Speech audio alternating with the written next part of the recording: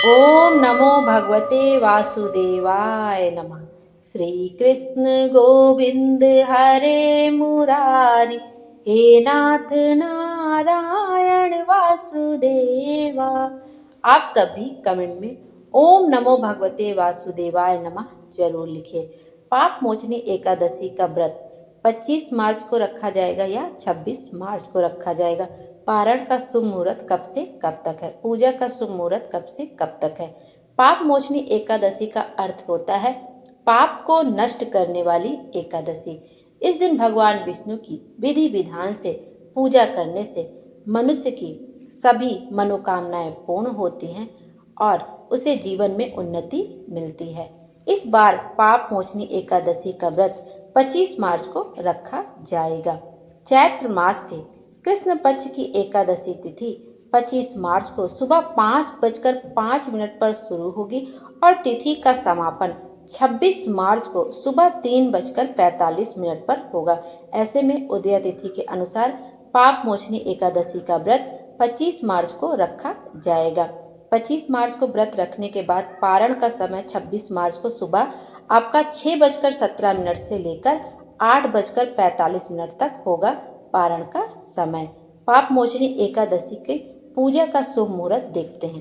पहला मुहूर्त है ब्रह्म मुहूर्त में सुबह 4:45 से लेकर 5:32 तक। फिर अभिजीत मुहूर्त है आपका दोपहर में 12:03 से लेकर 12:52 तक। विजय मुहूर्त दोपहर में 2:30 से लेकर 3:19 तक। फिर गोधूली मुहूर्त है शाम को 6:34 से लेकर 6:57 तक। संध्या का जो समय है आपका पूजा अर्चना का वो शाम को 6:35 से लेकर 7:45 तक।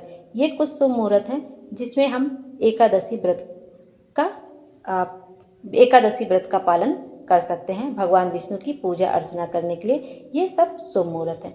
पाप मोचनी एकादशी के दिन जो शुभ योग बन रहा है वो दुर्लभ शिववास योग का निर्माण हो रहा है। इसके साथ ही शिव और सिद्धि योग का भी संयोग बन रहा है। इन योग में भगवान विष्णु और माँ लक्ष्मी की पूजा करने से साधक को मनोवांछित फल की प्राप्ति होगी, साथ ही सभी प्रकार के दुखों से मुक्ति मिलेगी। पाप मोचनी एकादशी की पूजा विधि। पाप मोचनी एकादशी की पूजा की प्रक्रिया एक दिन पूर्व से ही आरंभ हो जाती है। उस दिन से ही आपको तामसिक भोजन नहीं करना चाहिए, प्याज लहसुन भी नहीं करना चाहिए। व्रत के एक दिन पहले पूजा स्थल को साफ कर लें, गंगा जल से शुद्ध कर लें। उसके पश्चात उस स्थान पर सप्त अनाज का संग्रह किया जाता है।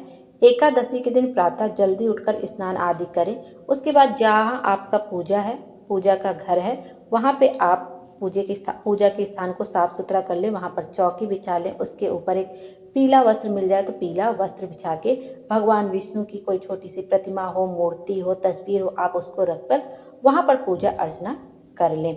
भगवान विष्णु को आप पीला वस्त्र समर्पित कर दें। पीला वस्त्र ना हो तो पीला जनेऊ समर्पित कर दें और पीला जनेऊ भी न मिले तो आप उसको हल्दी में भिगोकर पीला कर लें। और पीला ही भगवान विष्णु को बहुत प्रिय होता है तो पीली चीज़ें ही उनको समर्पित करने की कोशिश करें। उनको कोई भी भोग लगाएं, चाहे पंचामृत का या चाहे जो भोग लगाएं आप भगवान को, उसमें तुलसी दल अवश्य रखें। उसके बाद दीपक प्रज्वलित कर दें, एकादशी की व्रत कथा पढ़ लें, दीपक से आरती कर दें और उसके बाद इस तरह से आप पूजा अर्चना कर लें और फिर जो प्रसाद है वो खुद भी ग्रहण करें और अपने घर वालों में बांट दें। इस तरह से आप एकादशी का व्रत कर सकते हैं।